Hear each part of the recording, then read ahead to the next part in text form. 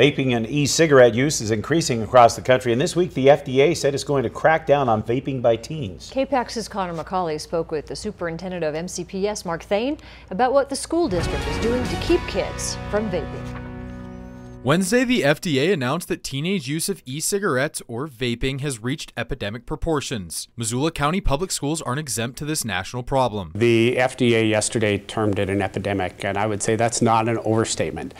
What we have seen with vaping is that students across virtually all demographics are impacted, and we have seen a significant use of vaping. MCPS has included anti-vaping into their anti-tobacco curriculum for health enhancement classes. They have also worked the phrase nicotine innovations into their student code of conduct policies, so vaping is included with anti-tobacco policies. To simply reference e-cigarettes wasn't appropriate, so we've talked in more general terms with any nicotine innovations to capture all. Vaping was created as a safer alternative to smoking. For an adult, that might be true, but the FDA says that the elevated nicotine levels can harm the addiction centers of a developing brain. Students are still experiencing brain development and their physical development, and I think introduction of any foreign substances that are inappropriate, drugs, alcohol, tobacco, the nicotine, certainly has long-term repercussions. And I think with nicotine specifically here, there's an addictive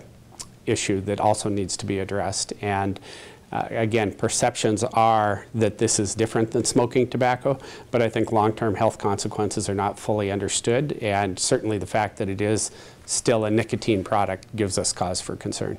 MCPS says that going forward, they hope more data can be provided to build a better picture of the effects of vaping and how to curb students from using these products in the future. I think developing some data, come to fully understand the problem and then how we respond to it. I think there will be some important conversations at the state level and with our colleagues across Montana. This is not a problem that's unique to Missoula. Certainly state and national response is something that we'll monitor, and that may influence how we respond. In Missoula, Connor McCauley, MTN News. The FDA is concerned about the vaping industry's marketing of its products to teenage kids. This week, the FDA gave 60 days to those top vaping companies to prove they could prevent underage kids from buying those products.